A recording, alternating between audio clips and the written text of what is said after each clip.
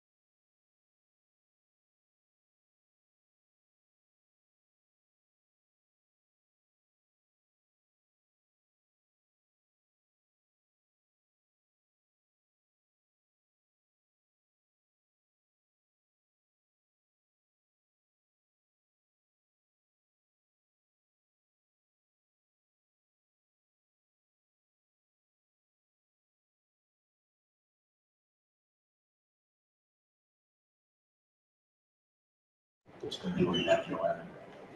Mine as well. So, again, I've been modernized by IT.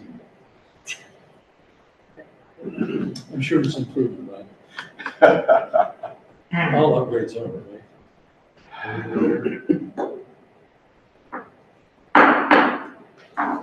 Call to order the meeting of the Streamflow Enhancement and Minimum Streamflow Committee meeting number 1-25 from the Hilton Garden Inn in Idaho Falls, Idaho. My name is Patrick McMahon, I'm chairman, and president of all the board members, Dean Stevenson, Brian Olmstead, and Dale Bennett Stone, and Joanne Cole-Hansen and Joe Raybould over here, and particularly from missing Mark and Al Bartlett. Mark Gibbs is online. Okay. Al, you traffic? He was Al's stopped. connecting in black with about now. Al's in route. Okay, first item, or second item on the agenda is the Friends of the Teton River Water Transaction Program update, and we have Amy Baton to start this off. Thank you, Mr. Chairman.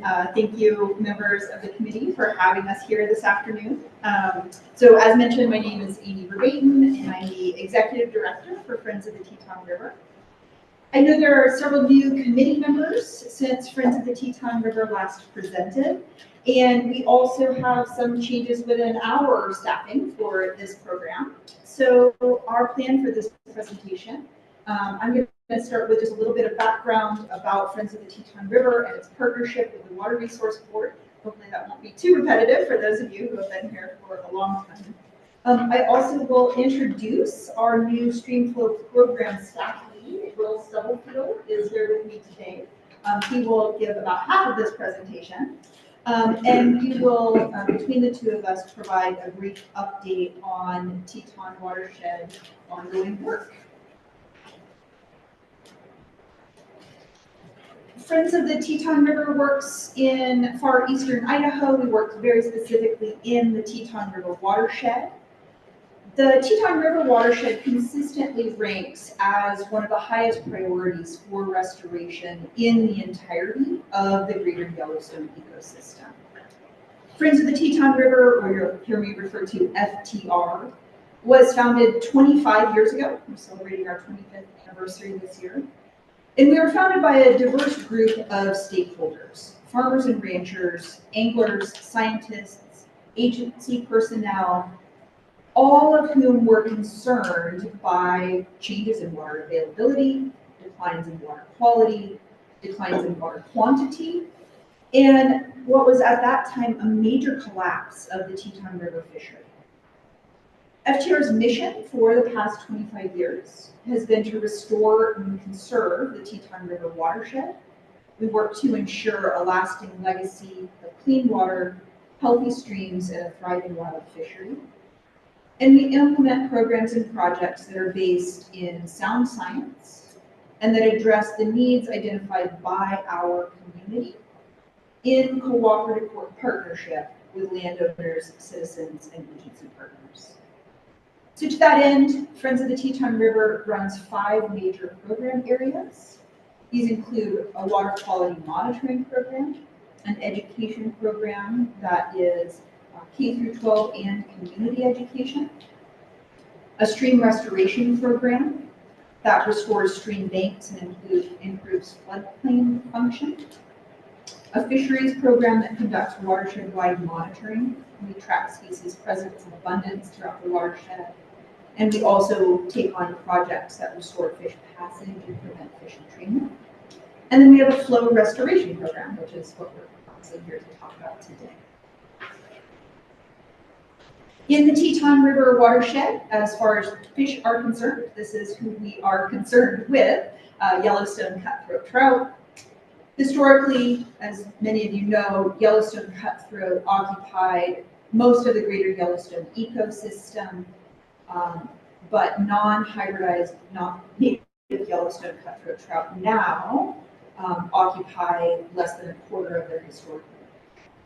And as you know, Yellowstone cutthroat are managed as a species of greatest conservation need in Idaho and our surrounding states. The Teton River watershed is one of 3 remaining stronghold systems for this species as a whole. This also includes the South Fork of the Snake and Yellowstone Lake. But the Teton River watershed is a really important place for this fish. As a result, the Teton River watershed plays a role that's critical for conservation of the species as a whole.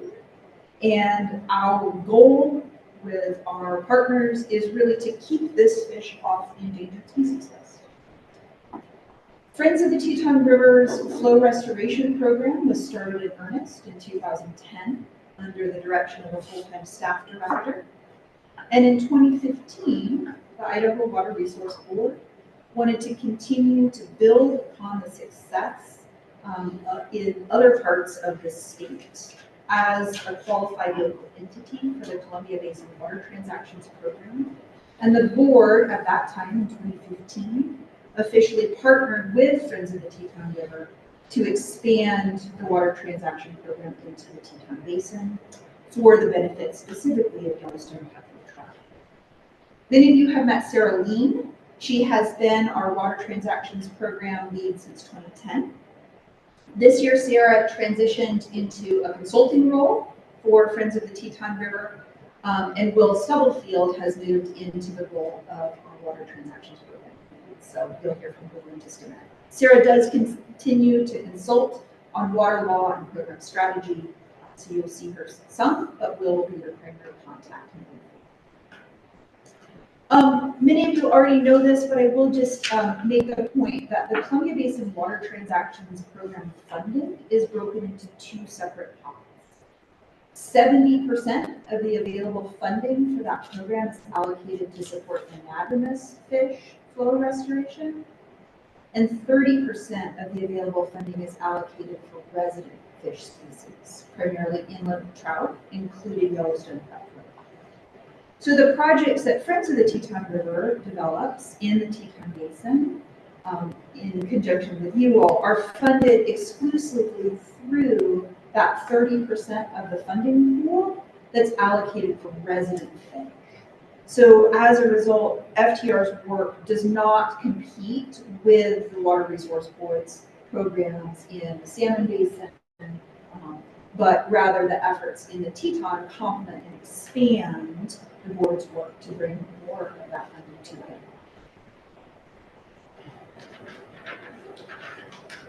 So, as I mentioned, Friends of the Teton River's work is founded on science, data collection, monitoring, and that work continues today. So it also, that science informs every aspect of the work. And we spend a great deal of effort annually collecting fisheries data in the watershed. This map is very busy. I don't expect you to understand what every bit of it means, but essentially what this represents is our comprehensive fisheries monitoring efforts throughout the Teton River watershed. We have flow loggers and flow gauging restoration or flow gauging stations. Those are the black circles on this map throughout the watershed. We have temperature loggers. Those are the purple crosses here. We have fish interrogation sites. Those are the green crosses. And all of this helps us understand how this fishery is functioning. Where are fish spawning? When are they spawning? When are they moving out? How does that correspond with changes in temperature and changes in flow? We conduct all of the circles, the colored circles are sites where we electrofish every tributary in the watershed every 5 years. We actually have crews out today doing that work to determine presence and abundance of Yellowstone cutthroat in those locations. So all of this data helps us understand the Yellowstone cutthroat trout population trends in our watershed, and then informs and helps Friends of the Teton River prioritize what type of work we should be conducting and where that work should happen. This is particularly important for our flow restoration program, as this monitoring helps us to identify which tributaries we should be focused on and the timing of the specific flow needs in our watershed. So with that, I'd like to share some specific project updates, and we will start first with our Canyon Creek project. We have referred to this project as Reconnecting Canyon Creek, because that's what we have been able to do, which is really exciting.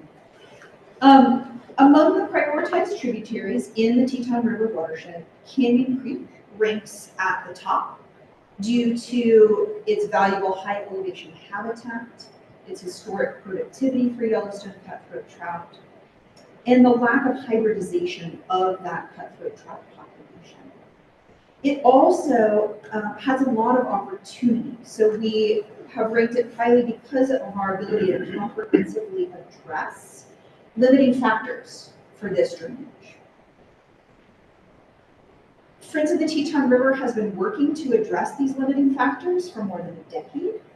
From 2010 through 2015, we did a whole series of stream restoration projects, and we re-established fish passage at multiple locations along the stream. This served to reopen 35 miles of upstream habitat to Yellowstone cutthroat trout for spawning. And we also stabilized 1,400 linear feet of eroding stream banks over a 2.5-mile stream range. However, so that was a huge win for the stream as a whole, but historically dating back to the early or the late 1800s and early 1900s, up to 70 CFS of water was diverted at the Canyon Creek headgate, which is down at the bottom of this map that you can see up here, And that water was used to provide irrigation for over 10,000 acres of high-value farm ground. You can see that farm ground that is there. Since the mid-1970s, in addition to the unlined canal, the water rights owned by the Canyon Creek Canal Company were also able to be diverted at a number of other locations. And you can see those as the red dots on this map. Two of these points of diversion are located lower down on Canyon Creek.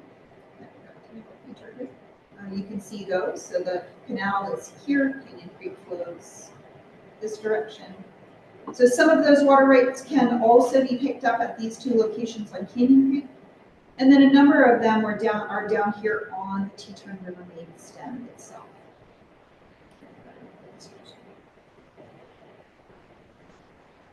So the modern way of managing water essentially created two flow constraints on the system.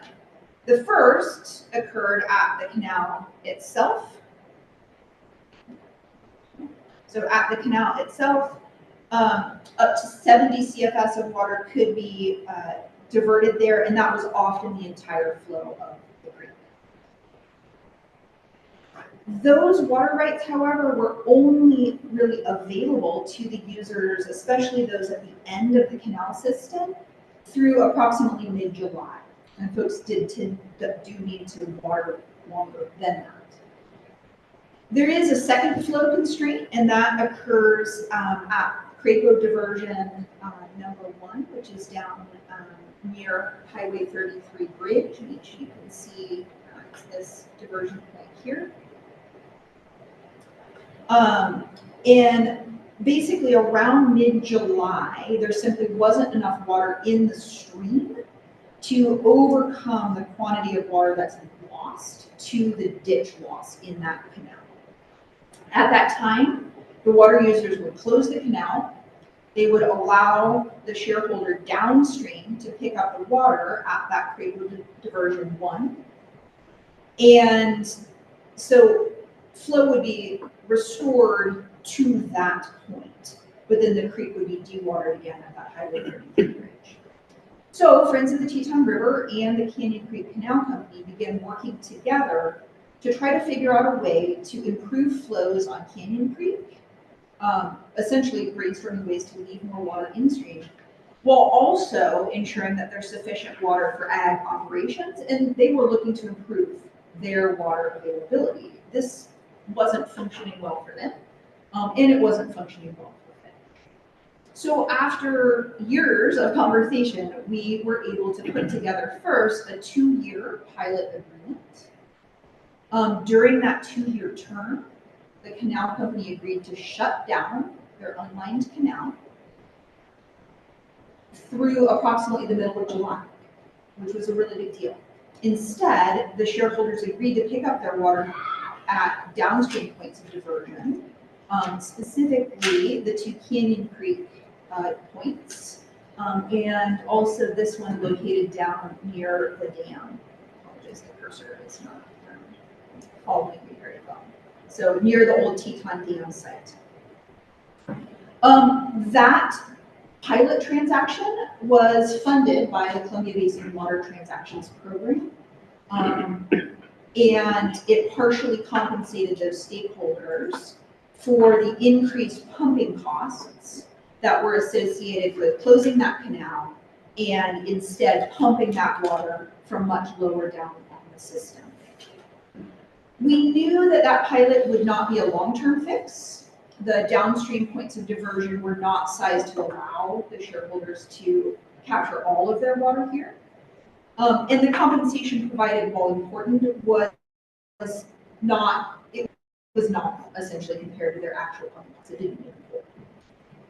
But that funding provided a huge step forward. It gave us time to collect really important information about flow, temperature, fisheries, and it allowed the canal company operators, those ag producers, to really evaluate what were their very specific on-farm needs, And then it allowed us to work together to develop a joint long-term strategy that would work for everyone. So on the heels of the success of that pilot project, we began developing a long-term flow restoration strategy.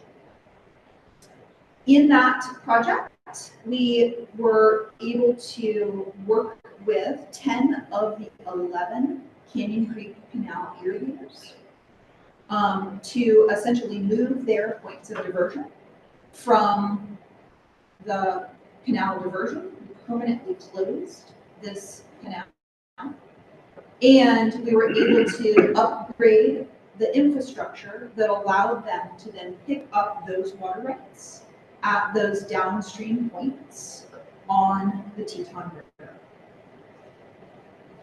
This was possible because all 11 of the Canyon Creek Canal Company shareholders had these other points of diversion located on the Teton River.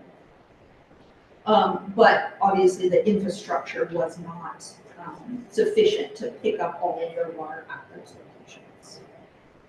And I'm really excited to announce that as of this spring, that phase 1 of this project is complete. We have, as a result, addressed the first of the major flow issues on Canyon Creek, the one associated with the unmined canal. And we have restored 70 CFS of water for the majority of Canyon Creek for a significant portion of the season. We've also had a total water savings in the system. There's 4.75 CFS that's not being diverted. The majority of that water that is there right is being diverted on the Teton River, but it now flows all the way down to Canyon Creek. And these irrigators are seeing more days that they can irrigate without using storage water. And we are also seeing a significant increase in Yellowstone cutthroat trout spawning activity and increase in densities of those fish in the river itself. So really exciting news for us to have completed this project. Here are a couple more photos of what this looked like. We installed the pumps. Yes, please. I have a quick question. Yeah, please. So does Clearwater, or Canyon Creek Yeah. flow year round now? So Canyon Creek flows year-round to that second flow constraint location. Okay. And the goal is that irrigator will continue to pass water, but keeping it flowing all the way year-round is the second phase of this project. Here's a couple more, so we can put in a huge amount of main line to run that water from the Teton River Canyon up to the farms where it's used. And we upgraded pumps and pumping stations at numerous locations as part of this project. This was an expensive project. We pieced together a whole variety of different funding sources. Friends of the Teton River and the Canyon Creek Canal Company provided funding, and then we were able to secure grants from a number of sources. The Columbia Basin Water Transactions Program funding played a big part, especially in that pilot phase. We brought our science review committee, where this is made out of Yellowstone cutthroat trout agents, Yellowstone cutthroat trout scientists, agency personnel from across the range of that fish out into the field in October of 2025, and basically showed them this project, discussed that second flow constraint, and put a variety of projects on the table for them. And the resounding answer from those folks is that this phase 2 of that project, so to continue to ensure that it does flow year-round past that second pumping station near the location where Highway 33 crosses Canyon Creek, that is their highest priority project for the Teton River watershed. So that phase 2 is where we are putting a lot of effort moving forward. So that will involve working with the remaining irrigator, Skyline Farms, to increase their ability to divert water at the Canyon Creek POD, well, to move basically a significant portion of their water right from the Canyon Creek POD to the Linderman Dam site. They have a pumping station there, but it's not sized adequately to capture that entire water right. We'll improve pumps and lines to accommodate that switch, and we'll ink an in-stream flow agreement for that lower a little over 6.5 miles of canyon. So that is the next, basically the next phase of this project. It will look very similar to what we did with phase 1, and it has a fairly similar price tag.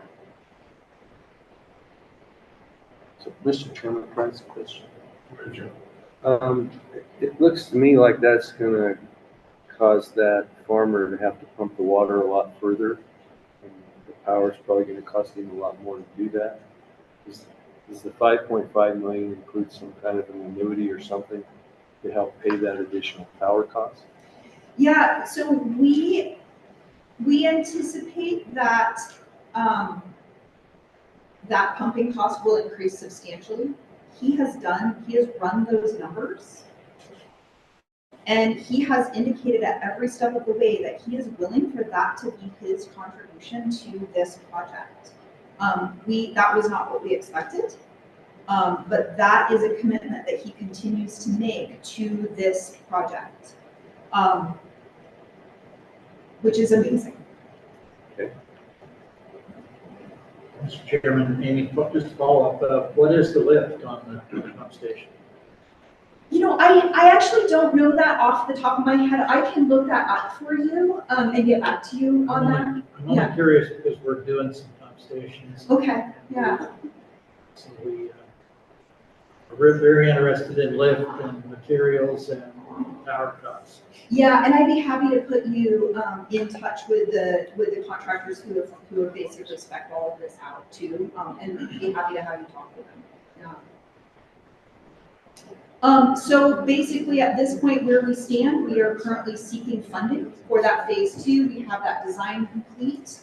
We have the initial engineering specs, and we are seeking funding. We do have an application in progress under the Aging Infrastructure Grant Program through the Idaho Water Resource Board. We are getting ready, maybe pressing the button on that right now, but to submit for the full $2 million.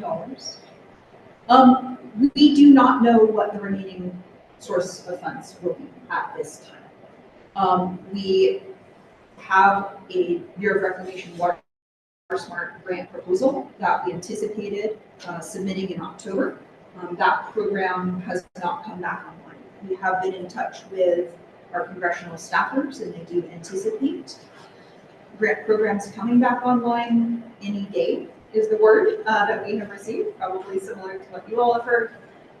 But we are waiting to see those programs come back online. So that's where we stand with our Canyon Creek project at this time.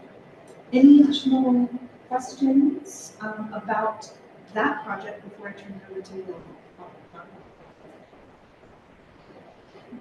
Mr. Chairman, Amy, are the hybrids a problem in Canyon Creek too, or is it mostly purebred? Yeah, excellent question. There is some hybridization that we see throughout the watershed. However, there are much smaller population of rainbow trout in the Teton River mainstem in the canyon than we see, for example, in the upper watershed up near Gibbs. And so as a result, we see much less hybridization within that population. We are also we're working with Idaho Fish and Game and genetics labs at a number of institutions to better understand hybridization and how those trends are progressing. With the increase in Yellowstone cutthroat trout numbers that we're seeing as a result of this flow restoration, it appears that we're seeing a reduction. We're seeing a trend in the direction of less and less hybridization. It's probably a bit too early. Mr. Chair. Amy, have you contacted Trout Unlimited? They have any interest in this project? Yes, they have, they are a big part of our science review committee. We do work closely with Trout Unlimited on a number of issues throughout the watershed. What we essentially find is that with Friends of the Teton River having the capacity that we do in the Teton River watershed, we tend, when we can, we partner with Trout Unlimited, but they also feel like they have so many other areas of focus that I think when they feel like, great, we've got it, then we may not need them at times. So we're very much in contact, but I think they're a little bit like, great, you guys are doing amazing work, keep doing it. Let's, call us when you need us, but if you don't need us, we're gonna keep working over here. So does that make sense? We have a local chapter that's really active and does a lot of volunteer days and helps us with science research. But yeah, they serve primarily in an advisory function for us. Mr. Chairman, a question. So you mentioned when they go on storage water, Yes. is that, so there's obviously no dams or storage on the Teton, is that Palisades exchange water they're doing, or what do they mean when you want storage? Yes, so they're primarily releasing, It's, well, you can say, yeah, you can. Maybe Jeff. Mr. Chairman, if I might, I'll help out here a little bit. The storage water that these lands have is associated with Fremont, Madison, and water is delivered through the Crosscut Canal and put into the Teton River down below the Teton Canyon. It's kind of an exchange thing. Okay. They go ahead and divert natural flow up above, and then it's replaced with storage water. Because probably Fremont Madison's senior to the Canyon Creek rights, Well, or did they have to there are expand senior those? rights on the Teton River in the valley. Okay. From really the city of Teton down to Rexburg, all that country down there that diverts out of the Teton River, they have 1883 to 1880, whatever, water rights. And these water rights up on Canyon Creek, I don't know what they are, but they're junior to that, probably 1890 something. And so it comes out of basically Island Park water or something? Island Park or Grassy Lake, yes. Okay. Thank you. That was my question. So, any questions, Mr. Chairman, we'll start with you. Thank you. Welcome. All right, Mr. Chairman, members of the committee, I'm Will Stubblefield, and I'm currently leading the Streamflow program at Friends of the Teton River. So along with phase 2 of Canyon Creek, Badger Creek screen and piping project is our next Streamflow transaction in development. And this project is aiming to restore 5.7 CFS of flow into Badger Creek through water rights purchase and the efficiency improvements of the dual delivery system for this ag ground. So I'm going to start out with a quick overview of the Badger Creek system. Badger Creek is a pretty interesting system. The geology and hydrology of the system means that the middle section of the drainage goes dry every year. And so the Yellowstone cutthroat trout in this system have adapted to this hydrology by either migrating downstream into the lower reaches of Badger Creek and into the Teton River Canyon, or migrating upstream onto the National Forest land. There's a particularly dry reach there near the points of diversion for the Badger Creek splitter and the Ricks diversion, which is where we see fish becoming stranded in the middle part of the summer as they're trying to migrate upstream onto the National Forest land. I should say Badger Creek is a high priority Yellowstone cutthroat trout drainage. It's one of those handful of drainages that still maintains an intact and genetically pure Yellowstone cutthroat trout population. So FTR has been working in this drainage for over a decade, and some of our past work has been focused on these 2 points of diversion here, the Badger Splitter and the Ricks diversion. In 2010, we got to work there and were able to install a new headgate and fish screen on the Badger Splitter to work on the problem of fish entrainment at that structure. And then in 2012, we completed some work downstream on the Ricks diversion by adding a fish ladder to the check dam structure to improve the fish passage upstream. Once we had addressed those issues at those diversions, that left us with only the stream flow in the river as the primary concern at that location. And so we were able to focus on stream flow transaction to improve that passage over the fish ladder and in that section between the two diversion structures. FTR was able to purchase a senior water right of 1.9 CFS and have that permanently committed to in-stream flow in that section between the two diversion structures.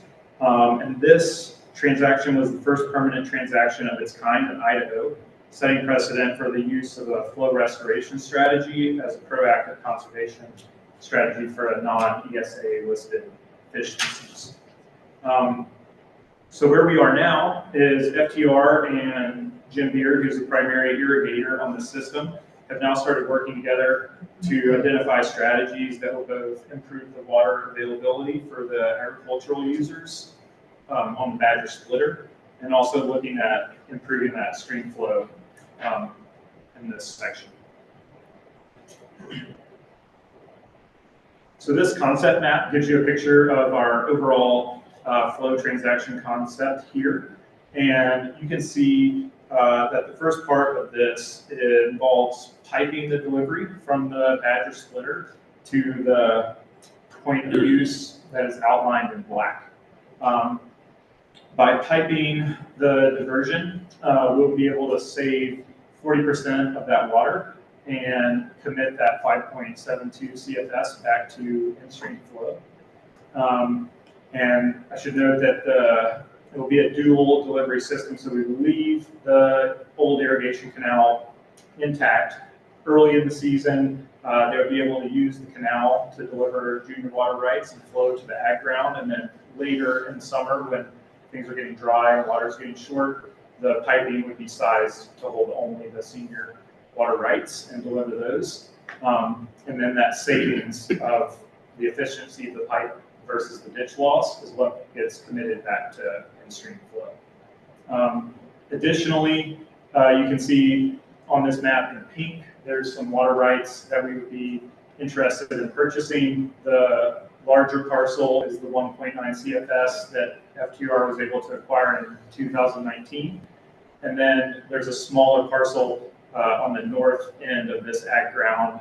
It's a couple of water users. They only have about 0.37 CFS of senior water rights, but that would also help create efficiency within the project so they wouldn't have to deliver that within the pipe. So that's the overview of this transaction that's in development. I could answer any questions about this before I give a little bit more info on the fisheries data in the watershed and our next steps. Mr. Chairman, I will. So up there, you show this section that's dewatered, that because of some geologic issues, I guess the water just disappears there. Does it reappear farther down below, or? It does, yeah. And so the geologic setting of our valley in the Teton watershed is we have a lot of glacial alluvium, very porous gravels that make up the stream beds. Mm-hmm. And so this is a fairly common phenomenon where as the streams flow out of the mountains, and then we also add the diversion for agriculture, we get sections that through channel loss into the groundwater and diversion, we see dewatered sections. And then as we get closer to the main stem river in the middle of the valley, we get that groundwater return back into the stream channel.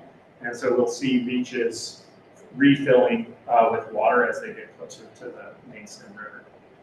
So there's not really a plan to try to get water connected in the whole section. That's not really possible through that red section there. The red section.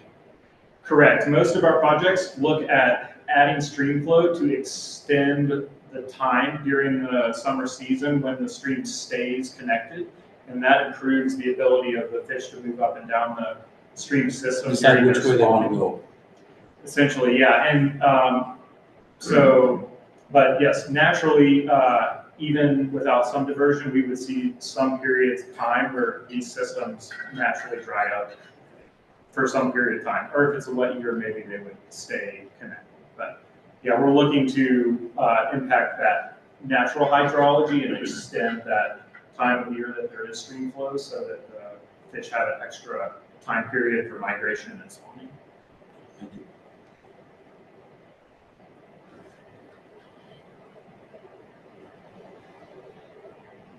Okay, so where we stand today is we've completed the preliminary engineering for this project. And in that preliminary engineering, we had a close look at the irrigation demand, the layout of the infrastructure, some preliminary designs for fish screen options for the diversion. And we got our project cost estimate of $1.4 million for this infrastructure project.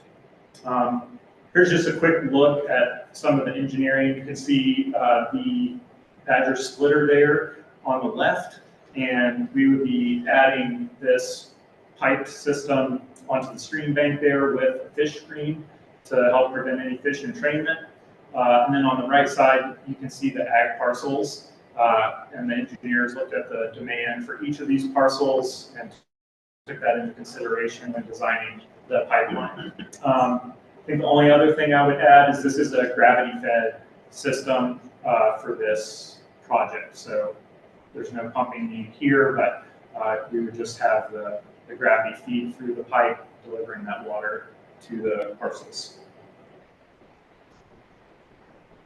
So as we're continuing to work on our funding options for this project and working with our irrigators, we also are continuing our work on our fisheries data collection in this drainage. Similar to the maps that Amy showed, on the bottom section of that map, you can see a lot of triangles and circles. The triangles represent our eDNA survey from last summer, and so we were checking for the presence or absence of native and non-native fish distribution in the watershed. And then this summer, we're completing our e-fishing population survey. So our fisheries team was actually out on the Badger Creek last week and has completed all their sites, gathering the fish population, abundance, and composition. We work pretty closely with Idaho Fish and Game, and they're also very involved with conservation of the Yellowstone cutthroat trout on this system. And so we're sharing data and comparing our plans for stream flow with their priorities for native fish conservation. Again, just referencing our science review committee field tour from last fall. Here's a picture of all of our agency partners from Reclamation, Fish and Game, NRCS here at the Badger Splitter. And we're able to present our concepts and our fisheries data. One positive outcome of this for the Badger Creek project is we do have some ideas about how to incorporate NRCS funding for the agricultural users on the ground to support our project funding. So for the Badger Creek transaction, our next steps are to keep working with the existing landowners with the 0.37 CFS of water rights to look into a possible water transaction for them. Continue to incorporate our fisheries data as that comes in this summer. Looking for funding sources for the project and start to apply for CBWTP funding for permanent in-stream flow as we get these other funding and water transactions dialed in. So to wrap up the Badger Creek, I have one more project that I just want to make you all aware of.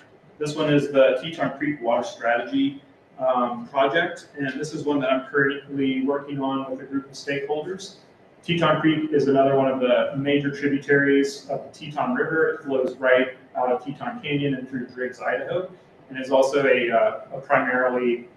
a significant spawning tributary for our native Yellowstone cutthroat trout.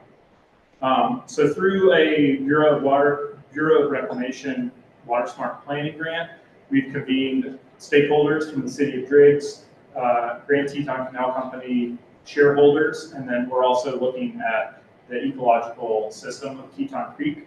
As you can see, all these areas overlap and have a common area of water supply.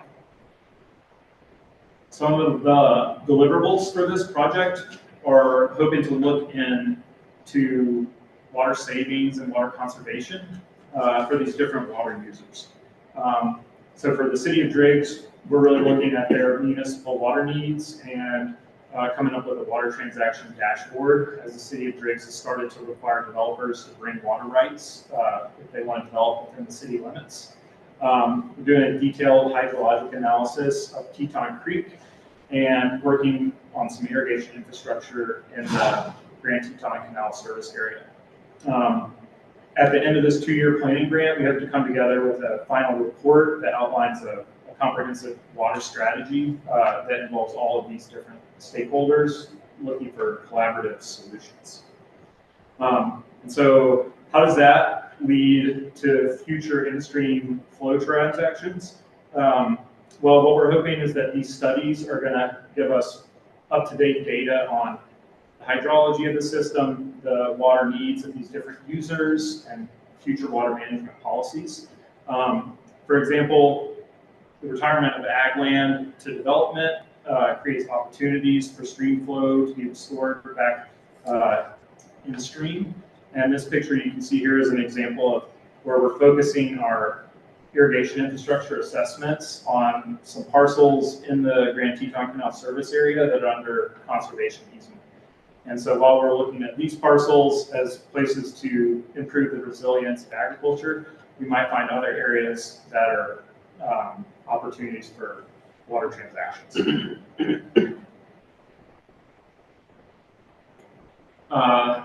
Lastly, I just wanted to give an update. This is not related to a specific transaction in development, but the Friends of the Teton River works closely with the Teton Basin Water Users Association. And this is a group of water users and municipal leaders, scientists that meet regularly to keep working on water solutions in the Teton Valley. This was originally started as a way to work on incidental recharge as a way to stabilize our shallow aquifer. And now this group has actually formed its own 501c3 organization, and FTR maintains a seat on the board. And so as we see changes coming in Southeast Idaho with water administration, for example, the new groundwater district is being formed in the Teton Basin. This is the primary group of water users that is trying to provide a leadership role and a voice for local water users.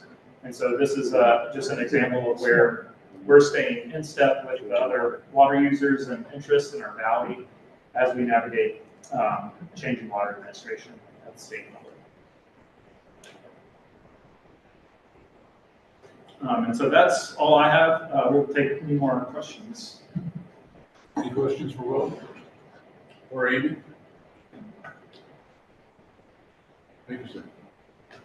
Just curious, so the cutthroats that are in the upper reaches of Badger have been isolated for many years from the lower reach, partly just geologically. So do they only reach a certain size, or I mean, if they could travel down, would the genetics be better if they could spawn up down the whole stream? Or? Yeah, this is also a very, I guess, hard question or interesting question, but yeah, we have what we call resident populations and fluvial populations. And so in Badger, we would call that a resident population, as in those Yellowstone cutthroat trout stay in that mountain stream. And that is one way that they're protected from non-native species that are coming into the valley. And so in some ways, our fishery benefits from some isolation from the downstream waters of the Teton Canyon. But our fluvial fish, the ones that migrate from the main stem of the river into the mountain tributaries, they're very fecund. So the bigger fish can lay like 4,000 eggs at a time. And so it's a bit of a challenge where these fluvial runs from the main river can have a really big impact on producing large numbers of fish when they spawn. And so there's a bit of a balance with each of these different stream segments of where do we promote all fish movement, or where might we try to protect small isolated populations as we see non-native fish move into our watershed and deal with other issues. But they can get large, up in an isolated population. Those fish are not very large. Most of those fish in the upper Badger are, like 6, 7, 10 inches would be a large one for the resident fish, and then the fluvial fish that grow to a large size in the main stem river are able to move up into those tributaries and spawn as well. So.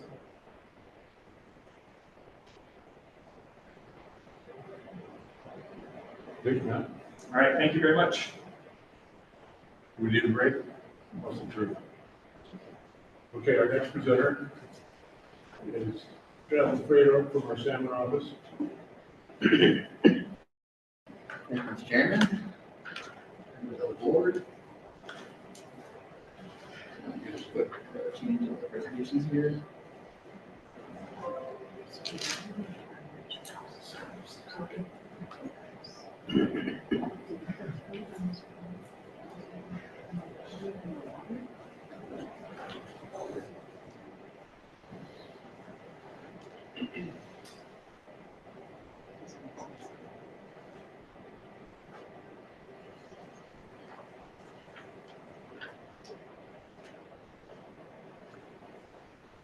All right, yeah, Mr. Chair, members of the board, for your attention this afternoon.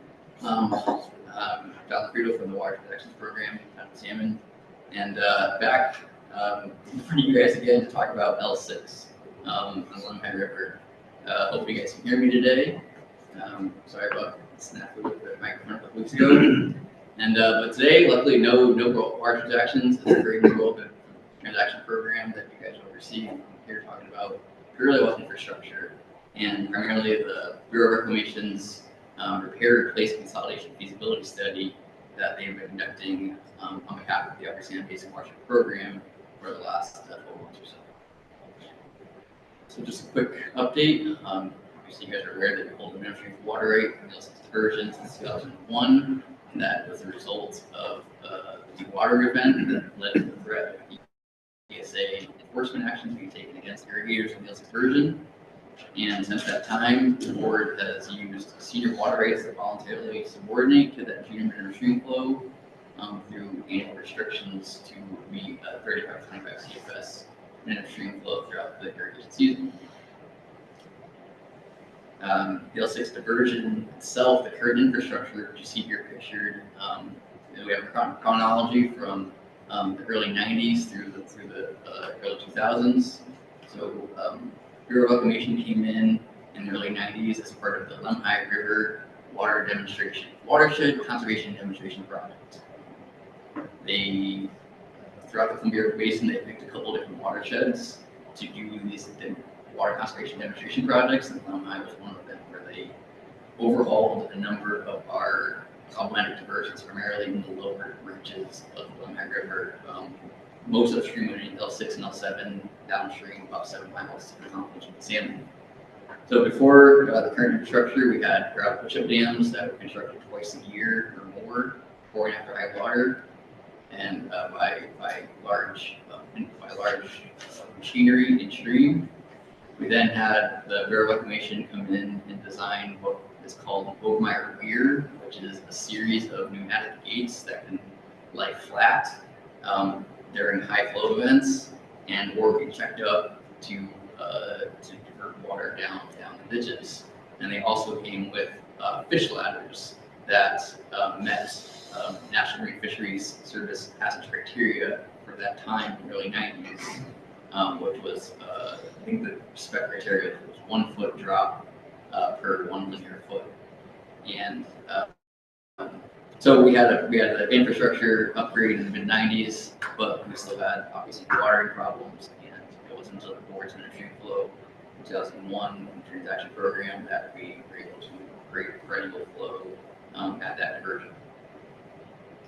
And just a quick reminder, board's Streamflow operates both before and after high water to benefit multiple life stages of our anadromous fish in the basin. So this is a graph of our Chinook outmigrants migrating before high water, with the bars representing our daily fish passage numbers encountered at a rotary screw trap operated at Fish and Game, and the hydrograph there in yellow, and our minnow stream flow there in blue at the bottom. And then of course we have our adults that also benefit from minnow stream flow.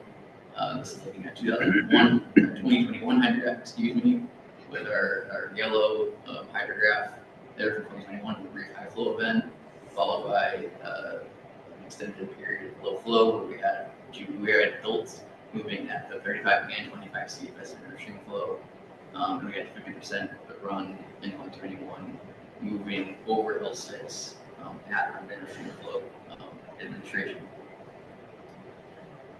So the current issue is that the Oldmeyer weirs were designed under what we call a flushing flow paradigm. So back in the 90s, shortly after ESA listing, Fish and Game primarily was working with irrigators to design or come up with some sort of just stopgap measure to just be able to get some flow past L6. So, and that's what these diversions were designed for, was this 70-day or 72-hour 60 CFS flushing flow paradigm. So we would lower the Oldmeyer weirs completely flat, let everything go that we could, and then check everything up. These weirs are also designed, or fish ladders are designed, assuming that there'd be little to no fish movement at 30 CFS. And of course, now that we have the 35 CFS in stream flow, and we see fish moving over 35 CFS, that design criteria that the Bureau of Recreation was operating under just never really came to fruition. We have fish moving at 35 CFS, and we have a diversion structure that was meant just to be operated a couple times a year, is now operated on a daily basis to maintain 35 CFS. So we have consumable parts that are just wearing out on an annual basis, creating this high level of maintenance burden for water users, and the infrastructure is just starting to fail. And we actually have to have some heavy equipment in stream multiple times a year again, not to build up our gravel dams anymore, but still to be able to operate these pneumatic weirs that are no longer operating under pneumatics. I put on here just the original cost for this infrastructure. So it's down in the bottom right. So Reclamation designed this infrastructure with a total budget of $1.8 million for L6 and L7. And I just want you to keep that $1.8 million in mind as I get into the feasibility study here, the cost estimates for this. Decimal point was moved. Yes. So hold on here. Basically, so in FY25, Bureau of Reclamation was gracious enough to fund an alternatives analysis study conducted by QRS Consulting out of Boise, and with the goal of that to identify and consider replacement or consolidation options. And we've had a number of water user meetings and agency collaboration meetings to kind of work with the engineers and the water users and the agency folks, all as they've been going through the analysis to kind of refine their final conclusions. And the goal is to have an alternative selected later this year so that we can move forward with a design and construction within the next 2 years. And just for those people that we do have in the room, it's been Watershed 74, Lateral Association members from L6 and L7, at the Olmstead Soil and Water Conservation District, at the Governor's Office of Species Conservation, Idaho Fish and Game, the Water Resource Board is represented in the transaction program, and Bureau of Reclamation has been involved, and we've been kind of keeping NOAA to the side right now. it's more strategic than anything. So here is a site map of, kind of drawing your attention to this center panel here, just the L6 to L7 reach. It's about, the L6 diversion is located about 6.5 miles upstream from the confluence at the first Highway 20, just above the first Highway 20 bridge crossing. L7 diversion, which is an identical Obermeyer weir, is located about a mile upstream from L6. Then we have the L6 and L7 ditches running in parallel for a short amount of time on the south side of Highway 28 before L6 goes onto the north side of the highway, servicing the irrigated fields between the Highway 28 and the Olmstead River, and L7 servicing a lot of water users on the south side of the highway, kind of wrapping around. We got this, it's called the dump trail, the dump hill, where the dump is. And so then they kind of leave the Lehigh Basin into Washington 5. In total, there's 94 CFS and water rights between the two diversions. There's about 35 CFS, 40 CFS diverted out of L6 and about 25 CFS diverted out of L7. This is a picture of what kind of the current site plan is for L6 and what is called no action alternative in the alternatives analysis.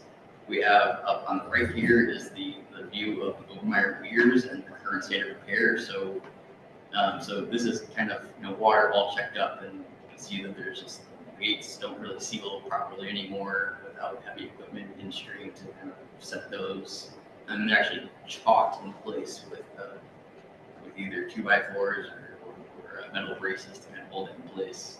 And then at the bottom left here is what is kind of a face view of the current fish ladder that is currently not operated, or it doesn't meet current NIMS criteria, which is 6 inches of drop per linear foot. So, and it's kind of used to check up water as well.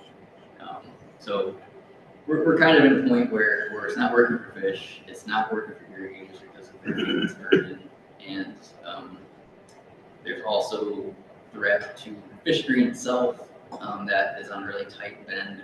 There's actually a section of the ditch and L6 diversion that are threatened to be compromised by the high flow. You can see here the diversion lane here to the left on the west side of the screen, and Glen 28. It's just a really narrow corridor. We have the river, the ditch, and these two roads that just really box everything in. So it's kind of fluid at high flow and fishing game, and water usually all 6 rip wrap this every year, but it's a matter of time before the ditch is compromised. So you have just numerous infrastructure issues at play here. The orientation of the head gates as well are a little problematic. So it's very susceptible to trapping a lot of debris at the head gate and the fish ladder. So that'd be another thing the alternatives analysis was looking at. On the bright side, though, the concrete that's on the structure itself has been evaluated, and the concrete looks like it could last another 30 or 40 years, according to QRS. So just keeping that in mind for these different alternatives. So the first alternative I'll talk about is the rehabilitation plan, where we keep the concrete as it is and on the structure itself, and we just pretty much rip out the current Obermeyer weir, put a new Obermeyer weir, replace the air lines, pneumatic airbags, and just kind of start from scratch, with the main improvement being an off-channel vertical slot fishway that would move the fish ladder off the diversion and under the maintenance of Fish and Game, would take that maintenance burden on instead of being the water users. And we would move the fish stream to the downstream side of the diversion lane here that we see on the west, and we'd also pipe about 200 feet of ditch, so it would alleviate long-standing concerns for washing out the ditch and the fish ladder. We also get new head gates and controls and telemetry devices as well. So that's rehabilitation plan. Replacement plan for L6 would be pretty much all the benefits of rehabilitation. We would also rip out the head gates and install them more in a perpendicular fashion to the flow to eliminate racking. The only con for replacement right now is it is the most expensive plan if we move forward to replacement on both L6 and L7. And I should say that rehabilitation and replacement are basically the same for L6 and L7, where we would just be starting from scratch on the rehabilitation on L6 and L7. The L7 fish screen with rehabilitation or replacement would not need to be changed. For consolidation, which would be moving all the L6 water rights upstream to L7, we would eliminate the L6 diversion entirely, and we would install a flow splitter on the L7 ditch, and install about 1,000 feet of pipe to connect L7 to L6. So again, they run parallel for a distance before L6 takes off to the north. But yeah, there would be a large permitting burden with consolidation, because we obviously would have to move about 100 water rights upstream to L7, which would include an Streamflow, and we definitely would have to engage with the National Marine Fisheries Service or BSA consultation for that about a mile increase in Streamflow reach. This would be the consolidation plan at L7. We would kind of have the same perpendicular headgate orientation. We would have enlarged the fish screen to go from 25 CFS ditch capacity and 4 CFS ditch capacity, and flume and telemetry works. But it's viewed that this could be, a good long-term. We did go forward with consolidation. Would be a good long-term solution to just eliminate maintenance concerns on one version and eliminate passage on one of the markers. So this is the decision matrix that QRS put together to help us evaluate all these alternatives. And I'll say that, so as I said, that 1.8 million that these were designed under in 1996. Right now, rehabilitation option, which is alternative 2 in this table here, is valued at is estimated at $6.1 million in total cost, with a breakdown of 3.8 million at L6 and 2.3 million at L7. Alternative 3 is valued at 7.6 million, which is just a replacement of all the versions, with a breakdown of 4.5 million at L6 and 3.1 million at L7. And then consolidation is valued right now, or estimated to be $7.7 million. And but obviously, like I said, it would be a pretty large lift from a permitting standpoint and water transfer standpoint. I'll say lastly that alternative 2 right now is probably the preferred alternative, not just because it costs it's the cheapest cost, but it's just it seems to be the lowest lift from the agency and water users to actually get this across the finish line. As far as funding goes, the Northwest Power Conservation Council has assisted fishing games Adam's fish screen and passage program, which is based in salmon, secured $4 million from bondable power and non-recurring maintenance funds that can be used for design and construction of all aspects of the L6 and L7 project. But the caveat is that it must be spent by end of year 2026. So we're kind of a race against time to kind of get this preferred alternative identified, and then move forward with selecting a design firm to move forward with our preferred alternative. Watershed 74 is, I'm working with Watershed 74 to put together a AG infrastructure grant through the board's program. And it's due by next Friday, so we're kind of racing this time as well to kind of get everybody together on the same page about selecting a preferred alternative. I'll say that this feasibility study is literally just getting wrapped up this week. So yeah, to get a budget together and everything was proving to be a little bit of a time crunch. I'll also say that we're waiting to see what the House Representatives, what their funding, what the government next funding resolution from the federal government comes in at. Right now, the Pacific Coast Dam Recovery Fund, which is primarily used in the Sam Basin to fund a lot of these infrastructure projects. Right now, it's a question whether that's going to be in the next federal budget. I've seen a draft passed on by Graham Freeman from Office of Species Conservation, and it looks like last year's funding levels of $65 million is currently in the budget, but obviously we're a long way from actually being passed into law. Of that $65 million, last year Idaho was awarded $8 million, with about I want to say $5 million made it to Jefferson Basin. So that's the kind of pot of money we've been competing for. So just to summarize, we got $4 million going for ADA, non-current maintenance, potentially $2 million from the board, and with the remainder coming from Pacific Coast Dam Recovery Fund. If that actually gets funded, where applications for that are usually in November. So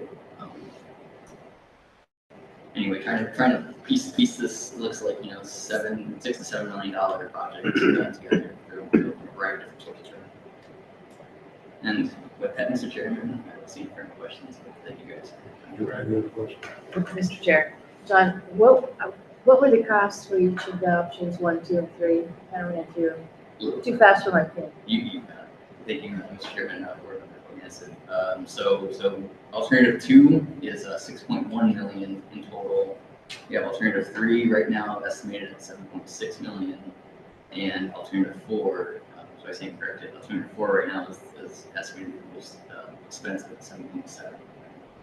But again, these are preliminary cost estimates. So and I believe that includes construction and design, but I haven't seen a final report yet from UR or QRS, so I don't want to be quoted on that. But I would say low end, we're looking at 6 to 7 million, no matter what alternative right now.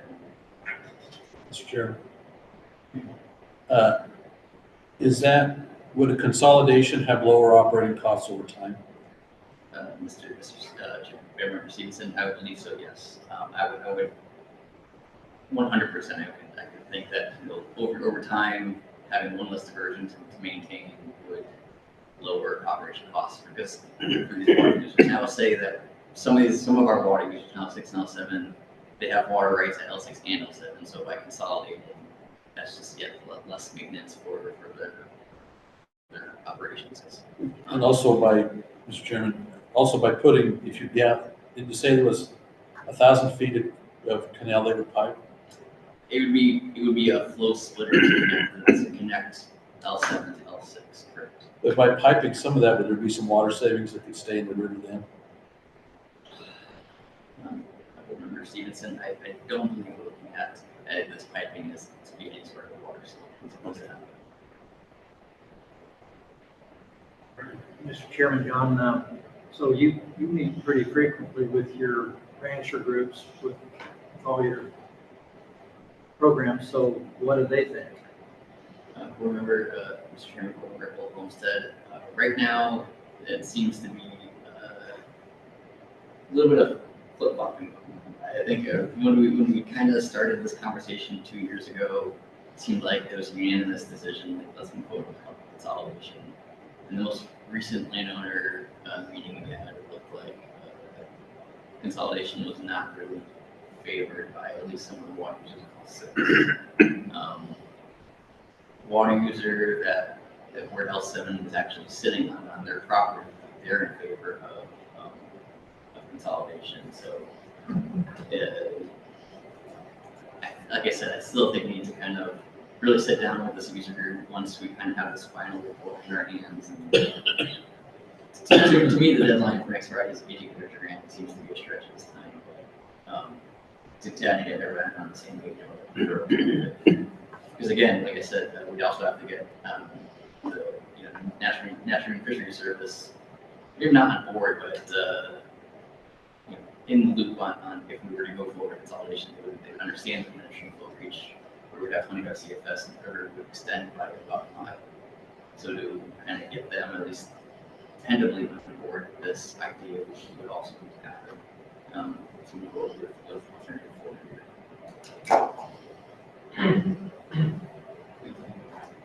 So John, in the scenario where you eliminate L6, do you circumnavigate it and take it offline or? Yeah, yes, Mr. Chairman, it would be a complete elimination of L6 diversion infrastructure. So we have one less fish screen to worry about. We have one less, there'd be one less diversion for fish to navigate both upstream and downstream migration. So it's definitely, I think, it could certainly be a big benefit to eliminate that diversion, but it comes down to water user comfort with being able to take all that flow at L7 and then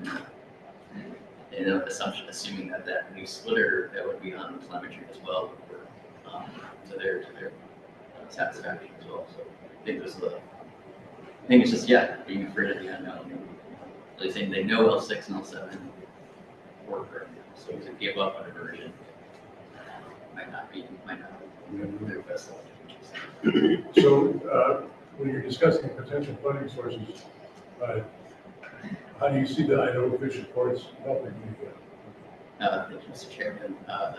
So yes, the Idaho Accord, the current Accord expires at the end of September of this year, and the Governor's Office of Species Conservation represents the state of Idaho in these negotiations with the Environmental Power Administration.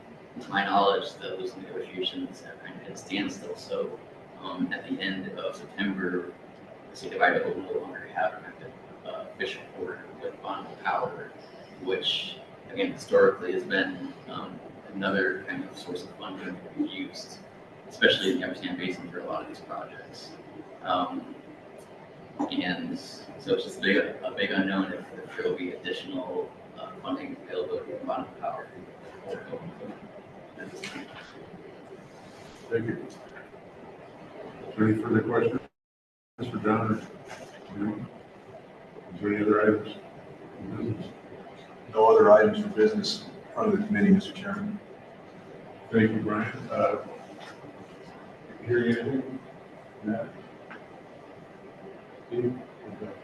I will move to adjourn the meeting. Take a motion. I so move. Second. Moving second, all in favor? Aye. Aye. Aye.